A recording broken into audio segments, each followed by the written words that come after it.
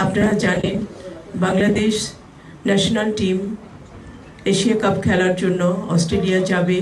আমাদের সেখানে প্রথম খেলা শুরু হবে 3 মার্চ তারা খেলবে চায়নার সাথে এবং 6 মার্চ খেলবে নর্থ কোরিয়ার সাথে, 9 মার্চ খেলবে উজবেকিস্তানের সাথে।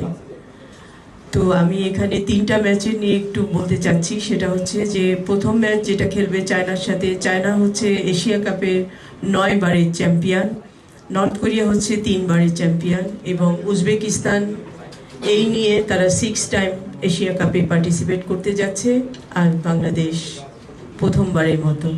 তো আমরা অনেক স্ট্রং টিমে আছি। আমার বিশ্বাস, আমার যেটা প্রত্যাশা থাকবে, আমি আপনাদের সাথে বসার আগে আমি মেয়েদের সাথে বসেছিলাম, তাদের সাথে কথা বলেছি যে মেয়েরা মেয়েদের সর্বোচ্চ এফোর্টটা দিবে, তারা তাদের সেরা খেলাটা খেলবে, এটাই আমি প্রত্যাশা করব এবং ভালো করবে। এখানে হেড কোচ উপস্থিত আছে এবং ক্যাপ্টেন উপস্থিত আছে। আপনারা টেকনিক্যাল দিক হেড কোচের কাছ থেকে জানতে পারবেন এবং প্রত্যাশার কথা আমাদের ক্যাপ্টেন বলবে। আপনারা এটাকে সামনে রেখে, এশিয়া কাপকে সামনে রেখে বা মিশন অস্ট্রেলিয়া যেটা বলেন সেটাকে সামনে রেখে আমরা যে প্রস্তুতি ম্যাচগুলো খেলেছিলাম আজারবাইজানের সাথে এবং মালয়েশিয়ার সাথে, তার রেজাল্ট কি আপনারা জানেন।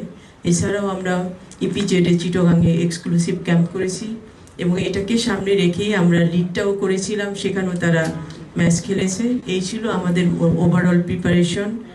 আমি ব্যক্তিগতভাবে জাপানে কথা বলে ওদের জন্য ট্রেনিং ক্যাম্প রেডি করেছিলাম, কিন্তু সেটা যেহেতু মাইনাস টেম্পারেচারে ছিল, সে কারণে বাংলাদেশ থেকে আমাদের সেটা একসেপ্ট করা সম্ভব হয়নি, আমরা যেতে পারিনি।